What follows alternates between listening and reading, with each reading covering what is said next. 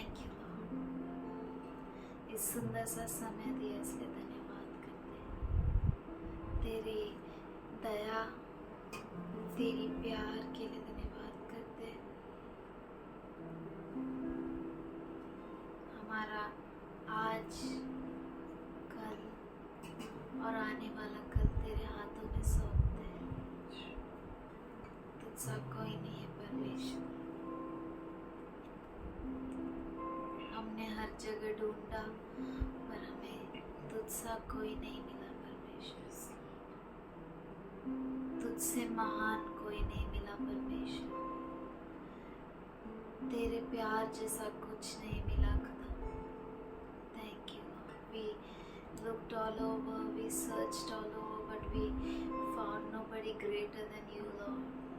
हमने सारा दुनिया खोजा परंतु तेरे समान या तुझसे बढ़कर हमने किसी को नहीं पाया। We looked to the highest mountain, but we couldn't find nobody greater than you, Lord. हम ऊंचे पहाड़ की ओर देख रहे परंतु तुझसे महान हमने किसी को नहीं पाया। We went to the lowest valleys, but couldn't find nobody greater than you, Lord. हम दरियों में गए जो बहुत ही खोल में है परंतु तुझसे बढ़कर हमने किसी को नहीं पाया। Nobody is greater than you.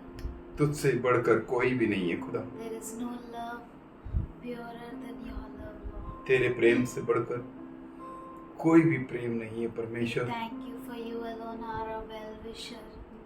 हम धन्यवाद करते हैं क्योंकि केवल तू ही हमारा भला चाहने वाला परमेश्वर। Thank you for your corrections. धन्यवाद करते हैं तेरे सुधार जो हमारे जीवन में लाता है। Thank you for you mold us and make us like you, Lord. खुदावन हम तेरे शुक्रगुजार हैं। धन्यवाद करते हैं तू हमें पिघला रूप दे और तुझसा बना Thank you for this amazing love. और इस अद्भुत प्रेम के लिए हम शुक्रगुजार हैं। Thank you, Lord. धन्यवाद परमेश्वर, धन्यवाद करते हैं। Thank you, Lord. Thank you, Father.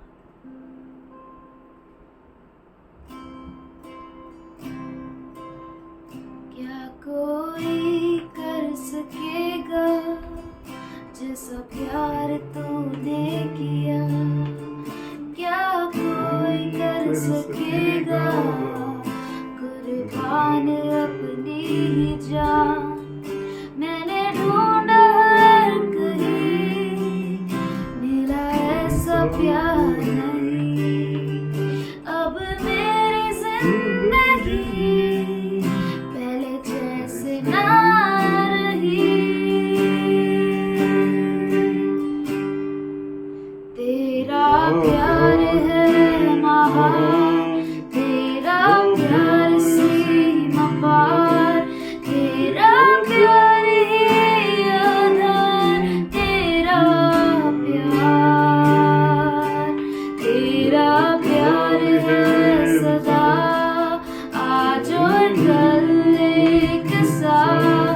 इसी प्यार ने कर दिया मुझे आसान।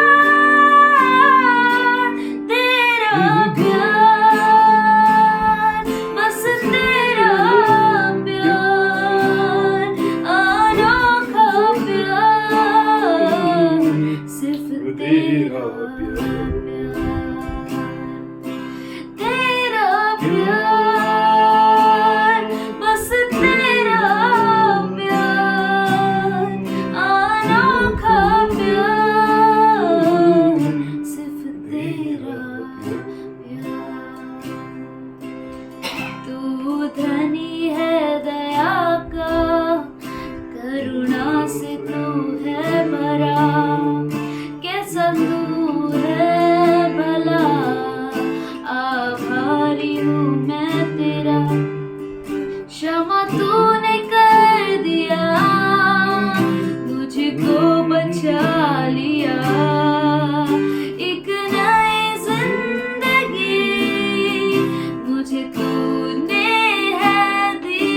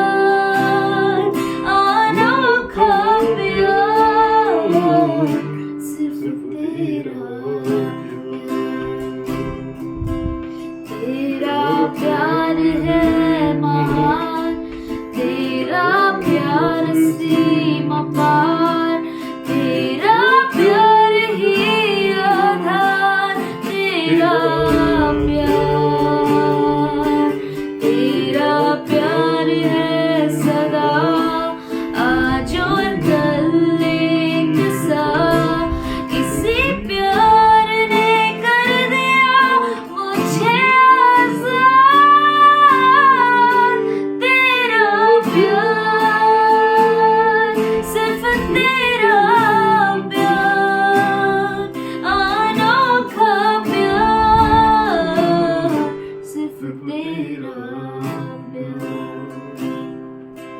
तेरा प्यार, सिर्फ तेरा प्यार, अनोखा प्यार, सिर्फ तेरा प्यार। थैंक यू लॉर्ड, तेरा प्यार अनोखा है, तेरे प्यार के लिए धन्यवाद करते हैं। तेरा प्यार महान है, तेरा प्यार आजकल और युगान युग एक सा है। Thank you lord, we offer you this worship lord, ये आराधना तुझे हम समर्पण करते हैं। Accept it as a pleasing तुझे सैक्रिफाइस। भावने वाली बलि अर्पण की नाई स्वीकार कर। वी थैंक यू फादर, हम धन्यवाद करते हैं we thank you for your word never fails. तेरे वचन जो कभी हारता नहीं, चुकता नहीं, थैंक यू उसके लिए हम धन्यवाद करते हैं। Thank you for all your promises are yes and amen. तेरे सारे अभिवचनों के लिए हम शुक्रगुजार हैं जो हाँ और आमीन है। थैंक यू फॉर यू धन्यवाद करते हैं तेरे सराउंड लिए योर चिल्ड्रन। कि तू तेरे बच्चों को चारों ओर से ढकता है You said the battle is mine and the victory is yours. और तू कहता है कि युद्ध तो मेरा है We परंतु विजय तुम्हारा। thank you for you are the God who fights for us. और हम धन्यवाद करते हैं कि तू वो परमेश्वर है जो हमारे युद्ध करता है। We thank you for you will never let our feet stumble. और हम धन्यवाद करते हैं कि तू हमारे पैरों को लड़खड़ाने नहीं देता। Thank you, Lord. धन्यवाद करते हैं In परमेश्वर। Jesus' name I pray, amen. मसीह यीशु के नाम से हम प्रार्थना करते हैं, आमीन। प्रभु हमारी ताकत, हमारी शक्ति, हमारा सब कुछ परमेश्वर है। आज दिन तक प्रभु ने हमको संभाला है और हम लोग सुन रहे हैं कहीं कहीं कुछ कुछ हो रहा है न्यूज़ में, ये वो जो भी सुन रहे हैं वो यही सुन रहे हैं कि जैसा प्रभु यीशु मसीह ने कहा है वो अंत का समय नज़दीक दिखाई दे रहा है। प्रभु आके सबको लेकर जाए, है ना। तो प्रभु का आगमन बहुत नज़दीक है। तो हम लोग जितना हो सके प्रभु के वचन में, प्रभु के ज्ञान में, प्रभु के प्यार में, उसके अनुग्रह में बढ़ते रहेंगे और प्रभु का आगमन बहुत ही नजदीक है। अनुवाद याचा 32वां अध्याय हाँ 44 वचन। हाँ या गीताचे सर्व शब्द मोशेने नूनाचा मुलगा होशा याला बरोबर घेऊन लोकांना ऐकवले। आता वचन ऐकवण्याचा दिवस आलेला आहे नाही का। अंतिम घडी आलेली आहे आणि आपल्या सर्वांना प्रभुचं वचन बोलायचं है ना। वो समय आ गया है। तो वो समय जो हमने सुना है, मतलब हमको प्रभु के चरणों में बैठना है और बैठकर हम सभी को भविष्यवाणी करना है, हम सभी को प्रभु की बातों को कहना है। और जो कुछ भी हम सुनते हैं ना प्रभु से, वो जब हम लोगों से कहते हैं ना, तो लोगों को कुछ नया, कुछ अच्छा और कुछ आशीर्वादित को मार्गदर्शन मिलता है। और लोगों को प्रभु का वचन सुनाने वाले लोग चाहिए। क्यों चाहिए उनको? उनको नहीं मालूम उनको वो जरूरत है। किसको मालूम है? परमेश्वर को मालूम है। किसको मालूम है? कैसा? कल हम लोग हॉस्पिटल में गए थे और हॉस्पिटल में जाकर हम लोगों ने एक छोटा बच्चा को देखा। वो छोटा बच्चा पैदा हुआ, 1 दिन का बच्चा। वो बच्चा खुद को मदद नहीं कर सकता था। वो एक सा बच्चा है। उस बच्चे को माँ बाप ने अच्छे से कपड़े में लपेटे, उसका कान ढका हुआ था और उसको टाइम टाइम पे दूध पिला रहे थे। बच्चे को नहीं मालूम क्या करना है, बच्चे को नहीं पता क्या खाना है, बच्चे को कुछ भी नहीं मालूम। लेकिन क्या जरूरत है वो भी उसको नहीं मालूम, लेकिन माँ को मालूम है, पापा को मालूम है। उस बच्चे की हर एक जरूरत माँ बाप पूरा करते रहते हैं। उसको नहीं मालूम कौन सा कलर का कपड़ा पहनना है, कौन सा शूज पहनना है, कैसा रहना है, लोगों से क्या बात करना है, लोगों के सामने कैसा जीवन जीना है, कुछ भी नहीं मालूम उस बच्चे को। लेकिन माँ बाप के साथ रहते रहते रहते रहते रहते वो सीख जाता है। कैसे सीखता है? सुनकर, देखकर और माँ बाप को समझकर। हम लोग अगर खुदा के साथ समय बिताएंगे तो हम खुदा को सुनेंगे, देखेंगे और समझेंगे और उसको भाने वाला जीवन जिएंगे। तो उसका वचन सुनना चाहिए, क्योंकि लोगों को जरूरत है उसके वचनों का। कौन जानता है? खुदा जानता है ना। हम मत्ती 4:4 मनुष्य केवल रोटी से ही नहीं परंतु उसके मुंह से निकलने वाले हर एक वचन से जीता है। मतलब कितना जरूरत है उसका मुंह से निकलने वाला वचन हमारे कान में गिरे। माँ जैसा पालने वाला परमेश्वर जिंदा है, वो उसका वचन रूपी दूध, वचन रूपी मटन हमको खिलाता है ताकि हम उसके जैसा बन सके। मनुष्य केवल रोटी से नहीं परंतु ईश्वर के मुंह से निकलने वाले हर एक शब्द से, हर एक वचन से हम लोग जीते। मतलब ये जीना कुछ अलग है और दूसरे लोग का जीना अलग है। हम लोग जो जीते हैं उसको जोए लाइफ बोलते हैं। जोए जीवन मतलब भरपूर जीवन। इसीलिए यीशु मसीह ने यूहन्ना रचित सुवर्तमान उसका 10:10 में बोला कि मैं आया हूं जीवन देने और बहुतायत का जीवन देने। क्योंकि चोर आता है चोरी करने, लूटने, लूटपाट करने, मारने, घात करने, नाश करने, लेकिन यीशु मसीह आया है जीवन देने और बहुतायत का जीवन देने। यीशु आना चाहिए हमारे जिंदगी में तो जिंदगी आएगा। यीशु आया मतलब वचन आया। यूहन्ना रचित सुवर्तमान उसका 1 अध्याय और 1 वचन क्या है?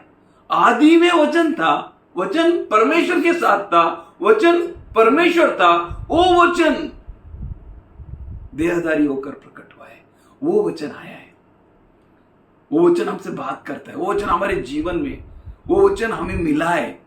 आज हम लोगों को सबको परमेश्वर का दास बनना है, परमेश्वर के बच्चे होना है, परमेश्वर का सेवकाई में आगे बढ़ना है। आज परमेश्वर के बारे में बोलना है। हम जहां कहीं हैं हम लोग प्रार्थना में रहेंगे। आज ऑरेकल बोल रही थी, पापा सब कुछ परमेश्वर कर सकता है हमारे लिए, है ना। यहोशुआ ने क्या किया पापा? यहोशुआ गया और तलवार लिया, मरे हुए को मारता रहा। सच्ची में वो मरे हुए है ना? क्या प्रभु क्या बोला क्या मरे हुए को मरे गाड़े, है ना। मरे हुए को मरे गाड़े और वो मरे हुए को तलवार लेके वो मारता गया। जब तक परमेश्वर उन मरों को यहोशुआ के अंडर में नहीं किया, यहोशुआ जीत नहीं पाया। मतलब परमेश्वर का युद्ध है, युद्ध परमेश्वर ही लड़ेगा। आपको सिर्फ खड़ा रहना है, आपको उसका वचन लेना है। उसका वचन जीवन है। लूक रचित सुवर्तमान उसका 4 अध्याय 4 वचन। यीशु ने उसे उत्तर दिया कि लिखा है कि ऐसे लिखा है, मनुष्य केवल रोटी से जीवित न रहेगा परंतु खुदा के मुख से निकलने वाले हर एक अल्फाज से। किसका अल्फाज चाहिए हमको? और वो अल्फाज किसके पास है? वो शब्द किसके पास है? जो खुदा जिनके अंदर है ना, जिनके साथ है ना, उनके पास ही है। तो वो आप लोग है। इस अंत समय की कलीसिया आप है।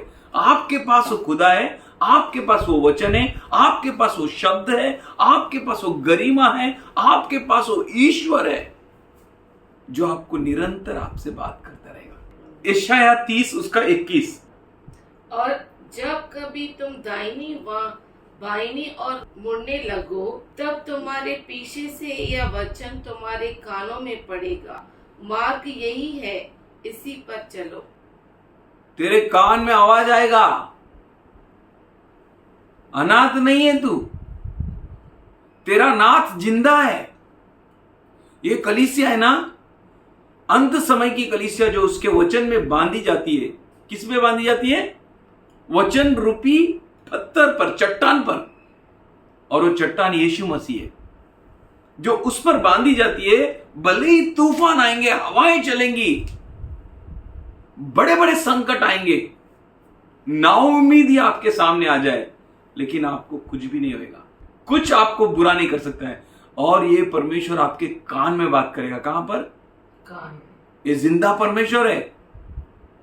जब तू बाएं तरफ मुड़ेगा बोलेगा हाँ ठीक है बाएं तरफ मुड़, ठीक है ओके, वो आपको ओके बोलने वाला परमेश्वर है। कौन है वो?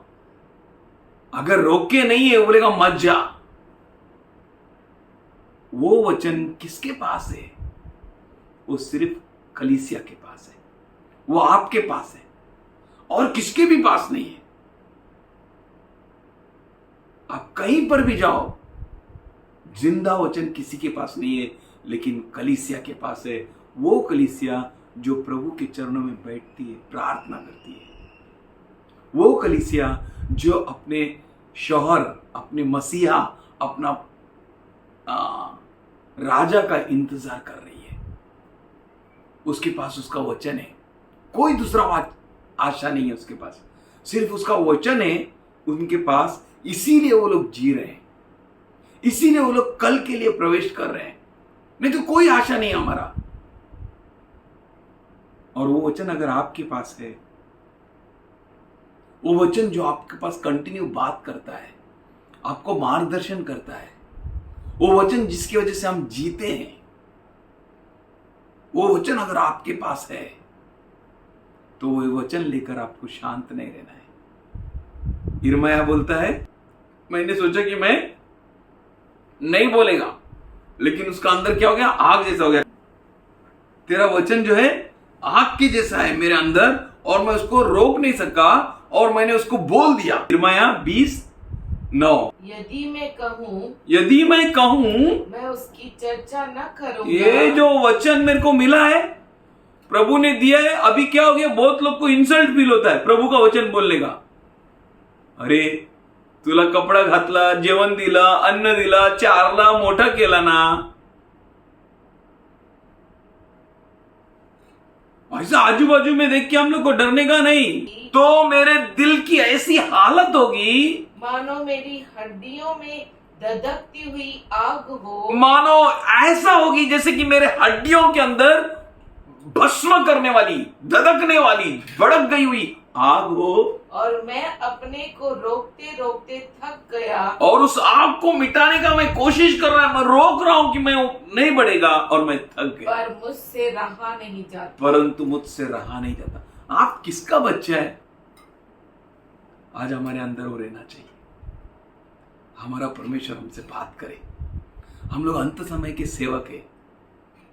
वो वचन आपके पास है और वो वचन आप दबा के नहीं रख सकते। यिर्मयाह बोलता है मैं उसको दबाने का कोशिश करता है तो वो आग जैसा है, मेरे हड्डियों के अंदर आग जैसा है, क्योंकि वो वचन जिंदा है। वो जिंदा चुने हुए लोगों के पास ही आग जैसा है, सबके पास आग जैसा नहीं है। सुअर लोगों के लिए आग जैसा नहीं है। हमने सुना ना सुअर के बारे में, वो कुत्तों के लिए आग जैसा नहीं है। वो उन मोतियों को तो फाड़ डालेंगे ही, अपने पैरों के नीचे खराब कर देंगे और आपको भी फाड़ने के लिए आएंगे। मतलब वो मोती जैसा वचन सिर्फ आपके पास है। और वचन सिर्फ, अरे अभी वातावरण बहुत बुरा है, मेरे को बहुत लोगों ने बोला अरे आपका स्कूटर का ऊपर से ना वो वचन निकाल दो। ठीक है, मैं स्कूटर का ऊपर से वचन निकालेगा। घर का ऊपर से अरे वो भी निकाल दो, किसी ने बोला बहुत बुरा हो जाएगा। ठीक है, वो भी निकाल दिया। हाँ, फिर इसका ऊपर जो लिखा है वचन, उसको कहां से निकाले? सही बात है ना, कहां से उसका जिंदा वचन हम लोग निकाल के फेंकेंगे? सिर्फ उसके वचन से ही सब कुछ सृष्टि हुआ है, और लोग नहीं चाहते हैं कि वो वचन रखो। अभी बहुत खराब है, माहौल बहुत बुरा चल रहा है, वो आपका काम नहीं है। आपके पास जीवन देने वाला वचन है। हम लोग ऐसा कलीसिया होने का, ऐसा कुछ तो बिल्डिंग बांधने का चक्कर में नहीं जाने का।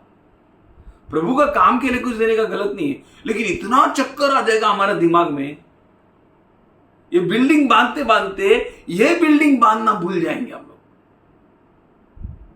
एक दूसरे के लिए कौन खड़ा रहेगा? एक दूसरे के लिए कौन प्रेयर करेगा? मेरा बहन के घर में, मेरा भाई का घर में कुछ नहीं, कौन सोचेगा?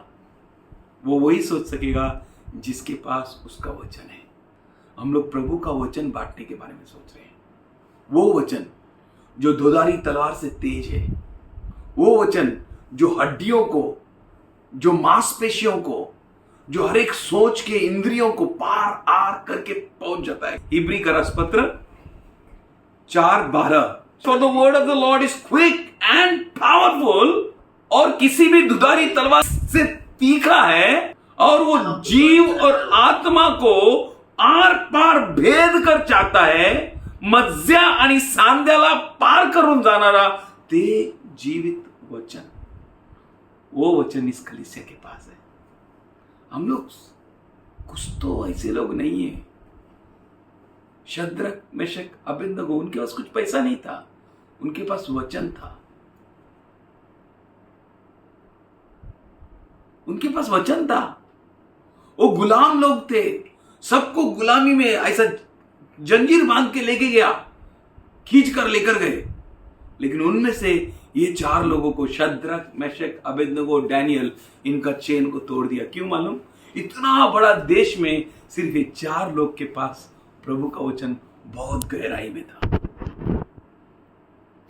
आपके पास अगर वचन है तो आपको कोई भी बांध के नहीं रख सकता है, आपको हथकड़ियों में नहीं रख सकता है. पौलुस को बोला नींद में, ए भाई उठ. वो सोचा कि मैं ख्वाब देख रहा हूं, उठ गया. बोला चल बाहर निकल, कपड़े पहन. कपड़ा पहन लिया, बाहर निकला.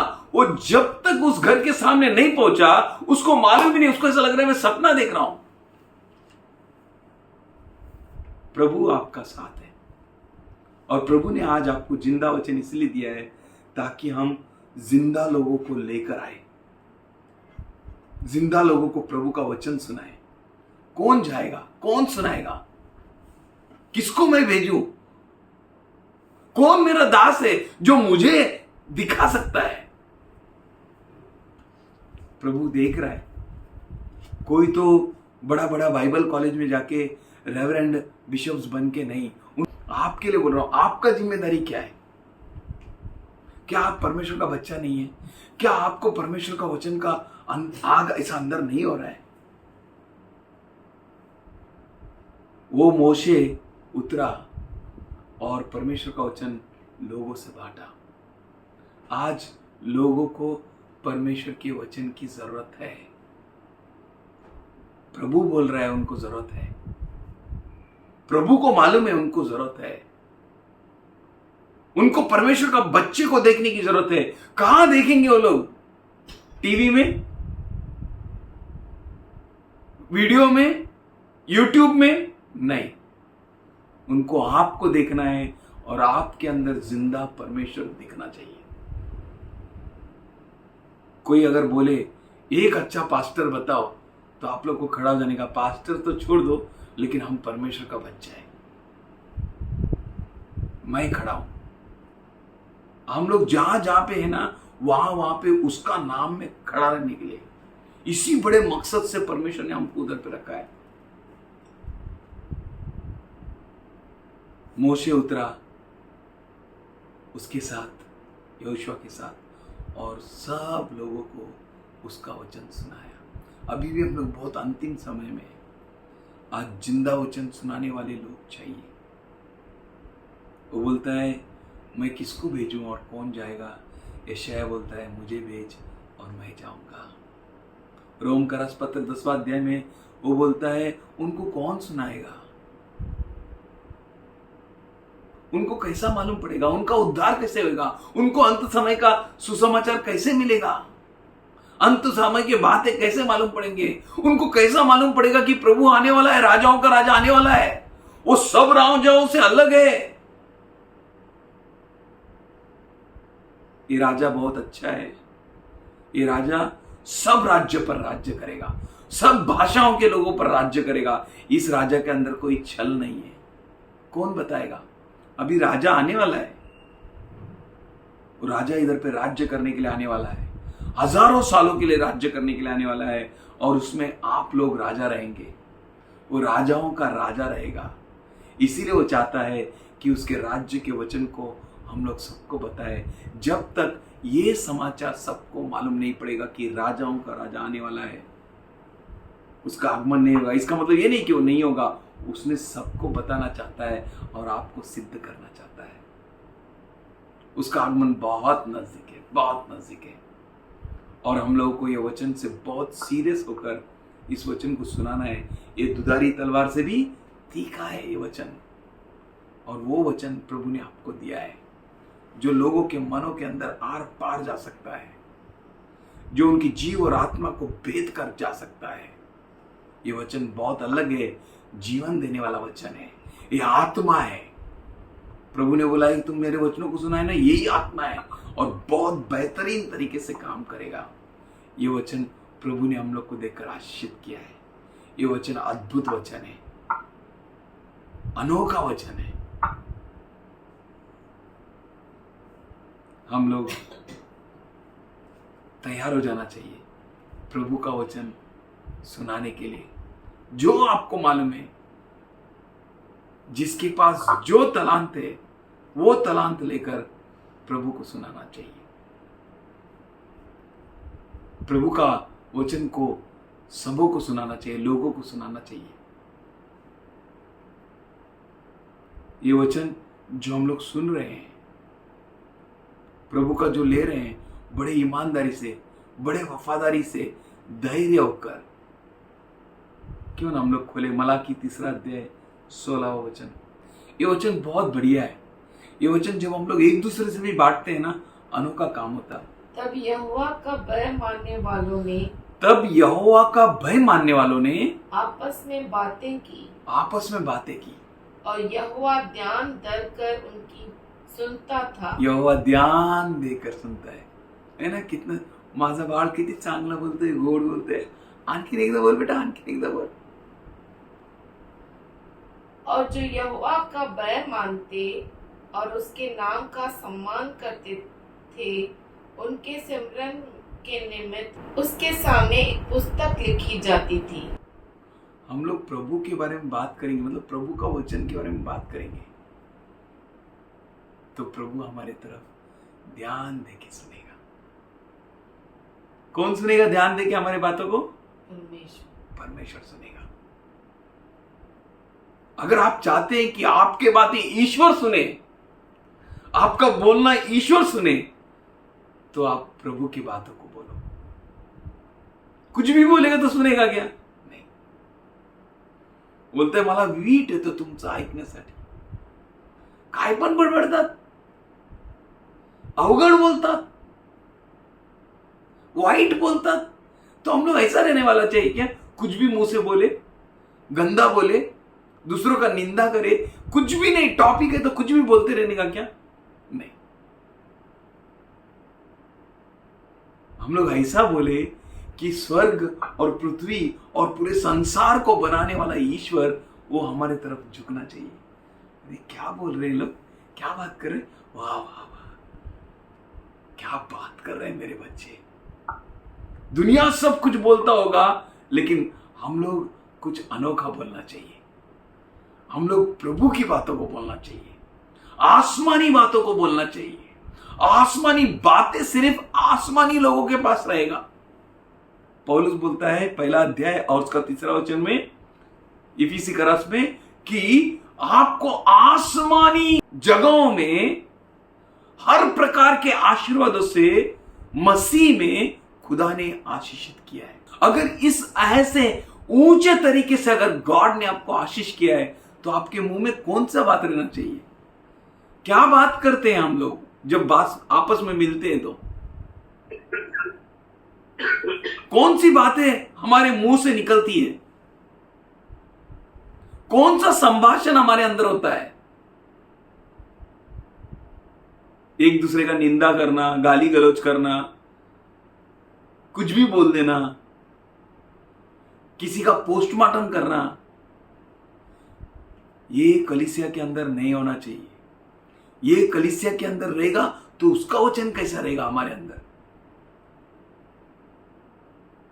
प्रभु ने हमें मुंह दिया है ताकि हम बोले ना तो जीवन निकलना चाहिए। क्या निकलना चाहिए? जीवन। और ऐसे जीवन के बातों को बोलने वाले लोगों को प्रभु ने चुनकर इकट्ठा किया है ताकि वो जीवन की बातें बोले, सत्य बोले, अच्छाई बोले, भलाई बोले, आसमानी बातों को बोले। आसमानी बातें बोलने के लिए कुछ पढ़ाई करने का जरूरत नहीं है। आसमानी बातें बोलने के लिए उसके साथ बैठने का जरूरत है, उसके पास बैठने का जरूरत है और उसे सुनने की जरूरत है। हो प्रभु तू बोल, मी ऐकत आहे। जब शमूएल ने भागा, इधर उधर भागा, एली के पास गया, बोला एली को मेरे को तू बुलाया? वो बोलता नहीं मैंने नहीं बुलाया, देख मैं तेरे को बताता हूं, इस बार अगर वो आवाज आए तो क्या करने का? बोलने का बोल तुझा दास ऐकतोय, speak Lord your servant here था। अगर हम लोग परमेश्वर की आवाज को सुनने के लिए तैयार रहे तो वो जरूर बोलेगा। वो बोला ना, तू दाएं मुड़ेगा तो मैं तेरे कान में बात करूंगा, बाएं मुड़ेगा तो तेरे कान में बात करूंगा। हाँ भाई, यही जगह सही है, तू चलता रहे। परमेश्वर हमसे बात करेगा। परमेश्वर ने हमें वो वचन दिया है, परमेश्वर ने उन वचनों से मालामाल किया है। आज जिंदा वचन हमारे पास इसलिए है ताकि हम उस वचनों को लेकर जाए। और जब हम बातें करते हैं ऐसे अद्भुत बातें, परमेश्वर हमारी ओर कान लगाता है। कौन कान लगाता है? परमेश्वर। कितना अच्छा है। आपका भाषण सुनने के लिए, आपका वचन, किसी के पास टाइम नहीं है, लेकिन अगर आप प्रभु की बातें करोगे ना, उसके पास जरूर टाइम है। दुनिया बनाने वाले के पास टाइम है। अगर दुनिया बनाने वाले के पास टाइम अगर आपकी बातों को सुनने के लिए है, तो वो जरूर आपको अद्भुत तरीके से आशीष करेगा, ताकि आप उसके राज्य के लिए बहुमूल्य तरीके से इस्तेमाल किया जाए। उसका वचन, उसका वचन, उसका वचन। अगर कुछ चाहिए तो क्या चाहिए? वचन चाहिए। मनुष्य केवळ भाकरीने नव्हे तर देवाचा मुखातून निघणारे प्रत्येक शब्दाने जगतोय। ते शब्द मला हवे बाबा, हे परमेश्वरा, ते शब्द बोल आणि मी ऐकणार। आइजाया 65:24। उनके पुकारने से पहले ही मैं उनको उत्तर दूंगा और उनके मांगते ही मैं उनकी सुन लूंगा। वो सुनने वाला परमेश्वर जिंदा है।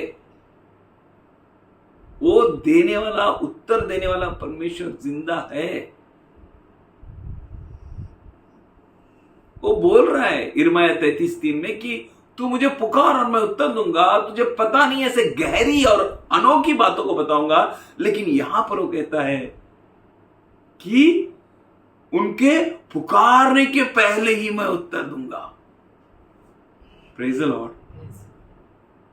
और परमेश्वर आप लोग को उत्तर देगा। आपको कोई भी ऐसा इसमें नहीं रखेगा कि आपको कुछ मालूम नहीं है। वो अनाथों का नाथ है, कमजोरों का सामर्थ्य है, गरीबों का धन है। वो हमारा धन है। अगर आपके पास परमेश्वर है ना, इनफ। दाऊद बोलता है ना, भजन 115 उसका 17 में, मरा हुआ मनुष्य ईश्वर की स्तुति कैसे करे? तो कौन कर सकता है? जो जिंदा है। मतलब अगर किसी की वजह से परमेश्वर की निंदा हो रही है ना, तो वो कौन है? वो मरा हुआ है। अगर कोई निंदा का कारण बन रहा है ईश्वर का, तो वो कौन है? मरा हुआ है। आप देख सकते हैं पूरा इज़राइल कैसा था? पूरा इज़राइल गोलियत के सामने मरा हुआ। एक दाऊद आया जिसके पास परमेश्वर का वचन था, जिसने भजन 23 लिखा, Psalm 23, The Lord is my shepherd and I shall not want। तो बोलता है बाई और 1000 गिरेंगे, दाई और 10,000 गिरेंगे, लेकिन हानि मुझे स्पर्श नहीं कर सकती। परमेश्वर चाहता है कि आज आप खड़े हो जाए, बहुत गंभीर तरीके से परमेश्वर की बुलावट को सुने, बहुत गंभीरता से अच्छा जीवन जिए। हम लोग को किसी का सर्टिफिकेट नहीं चाहिए कि कोई हमको बोले अरे you are very good man, लेकिन हम लोग को प्रभु का सर्टिफिकेट चाहिए। प्रभु हमसे बोलना चाहिए कि ये मेरा दास है जिसमें मैं बहुत खुश हूं।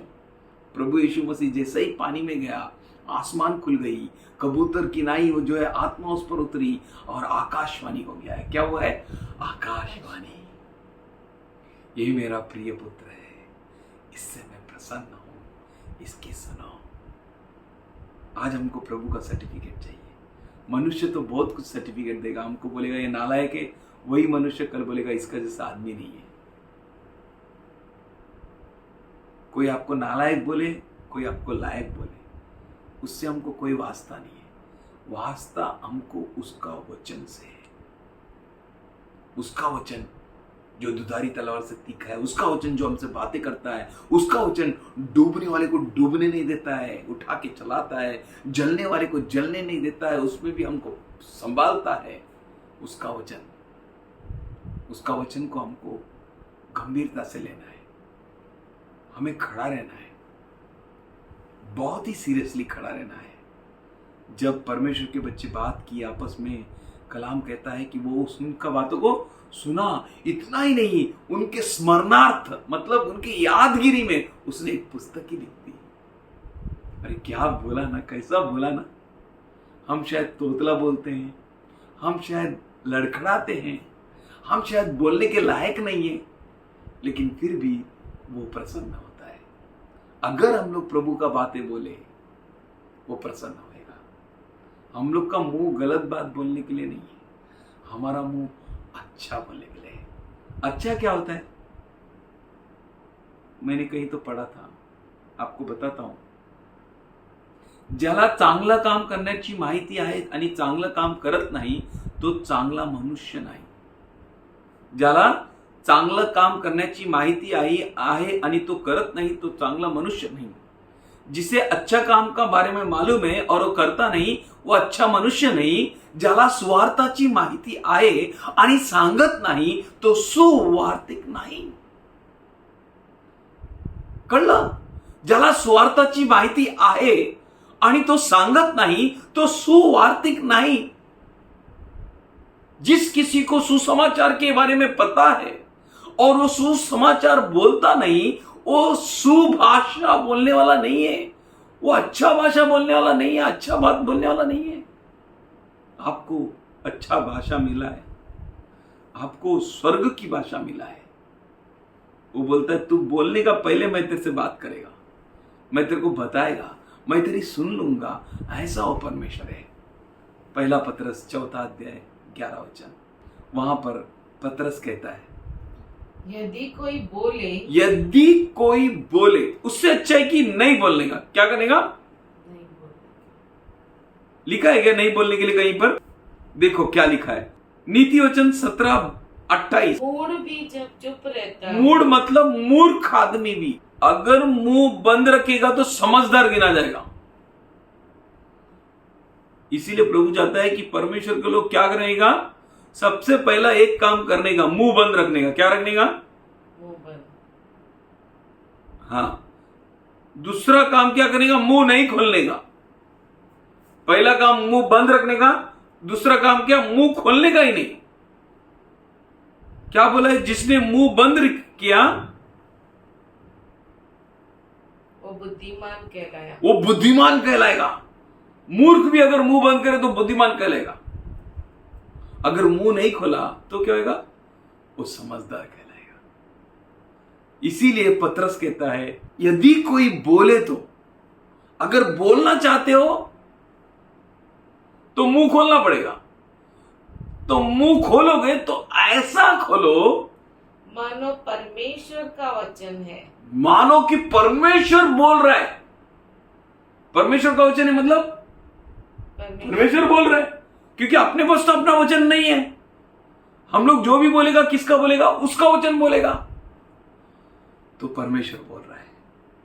और परमेश्वर कहां से बोलेगा? कलीसिया से बोलेगा, आपके मुंह से बोलेगा। आपके मुंह से परमेश्वर ही बोलना चाहिए, दूसरा कोई नहीं बोलना चाहिए। याकूब 3:11 में वो बोलता है ऐसा कैसा हो सकता है कि अच्छा पानी भी और खारा पानी भी एक साथ निकल रहा है। ऐसा सोर्स है, वो सोर्स में से अगर मीठा पानी निकल रहा है तो क्या उसमें से खारा पानी निकलेगा? नहीं निकलेगा।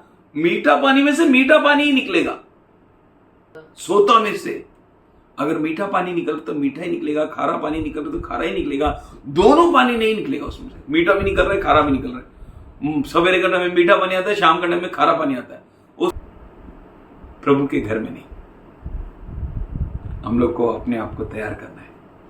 बोलता है अगर तू बोले तो ऐसा बोले जैसा खुदा की भाषा, खुदा के शब्द। प्रभु ने इन अंत समय के लिए हम लोग सबको तैयार कर रहे हैं उसको बोलने का, प्रभु तू माला पाठो मैं जाही, मुझे भेज मैं जाऊंगा। बोलता है कैसे वो लोग सुनेंगे, वो लोग कैसे पछताएंगे जब तक सुनेंगे नहीं। वो कैसे सुनेंगे जब तक कोई सुनाएगा नहीं। कैसा कोई सुनाएगा जब तक किसी ने उसको भेजा नहीं। आज प्रभु आप लोग को भेज रहे हैं कि पूरा ताकत और सामर्थ्य के साथ, सच्चाई के साथ खड़ा रहने के लिए। कुछ भी हो जाए डरने का नहीं।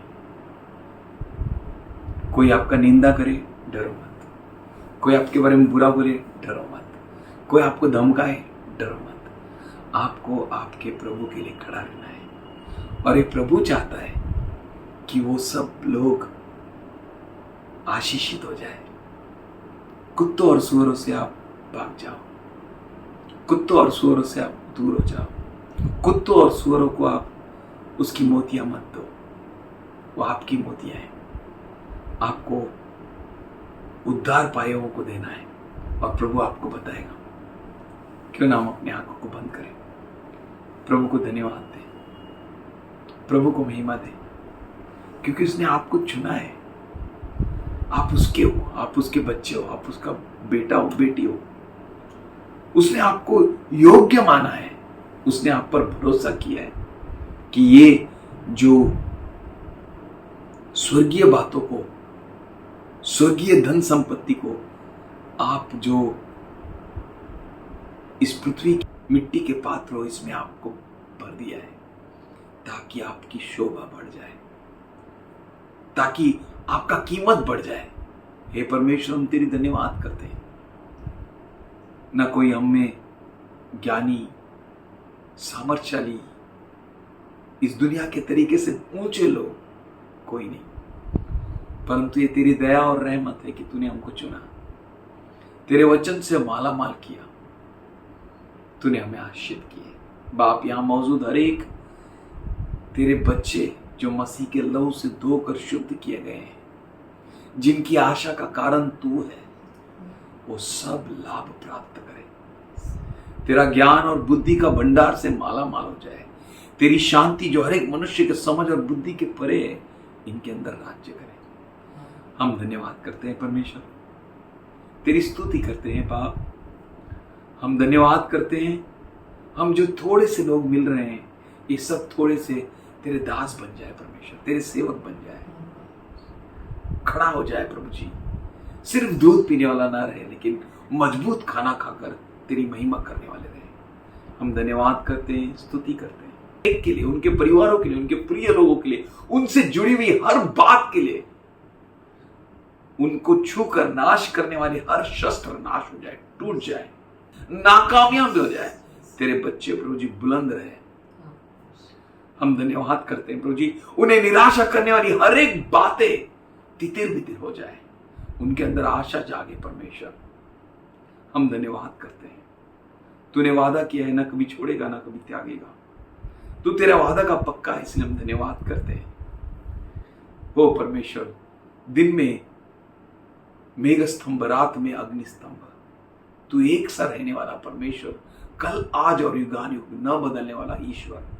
आज तेरी अद्भुत आशीष, तेरी सुरक्षा, तेरी शब्द, तेरे वचन, धन संपत्ति आज यहां पर मौजूद हर एक पर मांगते हैं। हाँ परमेश्वर, ये बहुतों को उत्साहित करने वाले, तैयार करने वाले, तेरे राज्य में बहुतों को लाने वाले और सबों के सामने एक बेहतरीन उदाहरण रहने वाले तेरे दास, तेरे बच्चे